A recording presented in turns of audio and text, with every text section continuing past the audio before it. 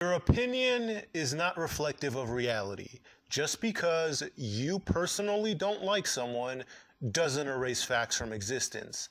Let's get that out of the way now, because the only arguments that Smarks have against the Bellas is their opinions, with no facts or logic to back them up. But don't take my word for it. Go and ask any single person who's complaining about this why the Bellas don't belong in the Hall of Fame. Is it because they didn't accomplish enough? They weren't around long enough? They didn't have any impact? They weren't big enough stars? It's literally just because they personally don't like them. Well, that's their opinion. But here's a fact. It doesn't matter what you think! Bellas did have Hall of Fame careers, whether you like it or not, and your opinions aren't going to change that. So whether you thought they sucked, whether you liked any of their matches, whether you don't think they were good enough, none of those are facts based in reality. They're just... You know, that's just like your opinion, man. But while we're here, let's debunk those opinions anyway. Number one, they didn't accomplish anything. Let me put it to you this way. Every match the Bellas ever had and every program they were ever in was the worst of all time. Let's pretend that delusion is true for a second. Now, just because everything they ever did sucked, does that mean that they weren't three-time champions, that Nikki wasn't the longest Divas champion of all time, that she wasn't PWI's #1 women wrestler, that they weren't 10-year veterans, that they didn't headline pay-per-views, that they didn't main event shows, that they weren't mainstream stars, that they weren't successful enough to have their own TV show, that they weren't the top divas of their time? It doesn't matter what your opinion of their career is. Their career still happened. Why don't we take someone who you think deserves to be in the Hall of Fame more than them and do the same thing that you're doing to the Bellas? AJ Lee? Nope, she didn't do anything. She was just eye candy that only got popular for making out with everyone.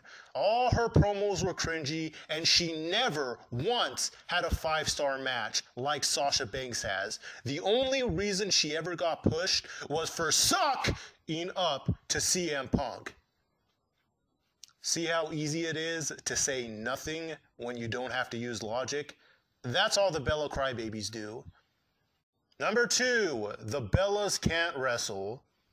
If you want proof that this idea isn't true, all you need to do is ask anybody making that claim to simply give you the reasons why they believe that, and let them destroy their own arguments. Spoiler alert, they won't give you any actual reasons. Instead, all they're going to do is make declarative statements as if they're established facts, and then offer nothing to back them up. Why are the Bellas bad wrestlers? Because they're talentless. Why are they talentless? Because their matches suck. Why do their matches suck? Because I said so.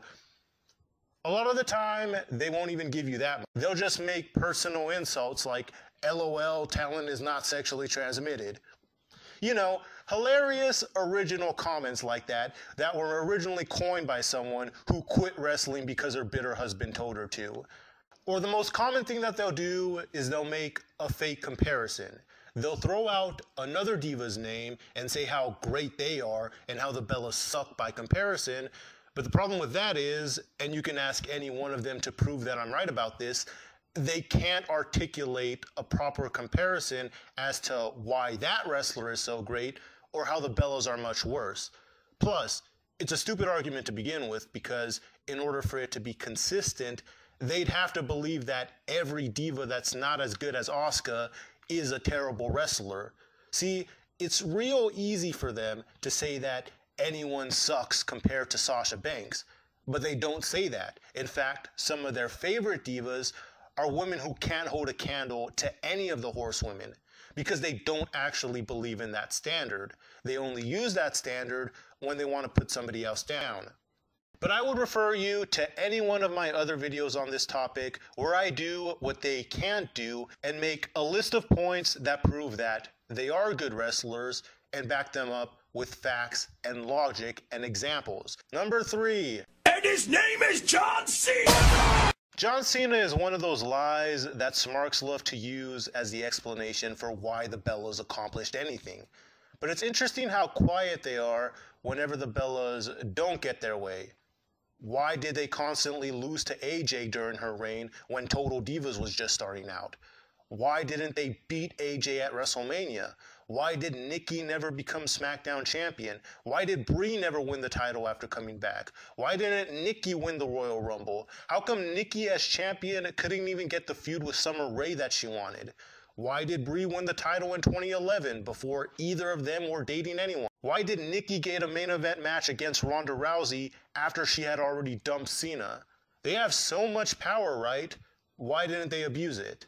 The answer is either because they didn't actually have that amount of power and Smarks just used that as an excuse because their brains can't comprehend how mainstream draws could ever be pushed over their favorites, or if they did have that power, then they must have been really generous with it that they continued to allow other people to be in the spotlight over them.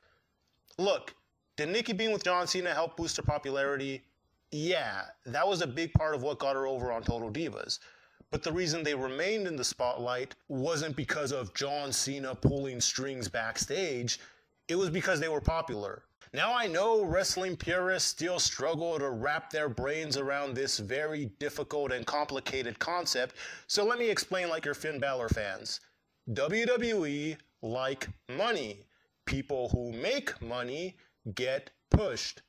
The Bellas made WWE a lot of money. That's why they got pushed, not because of your stupid conspiracy theories. It's too early.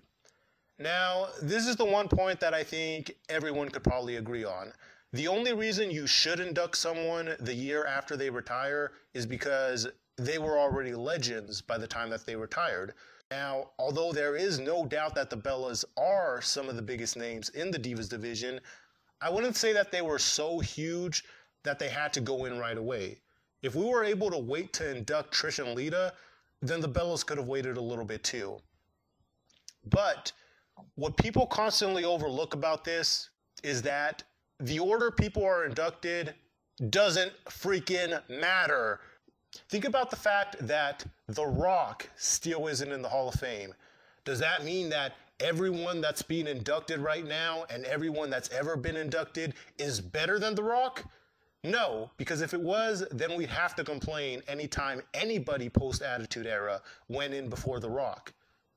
The Bellas were going to go in the Hall of Fame no matter what, so it doesn't really matter when they went in because in reality, the order doesn't mean anything. Anyone who gets worked up over that is just looking for an excuse to complain.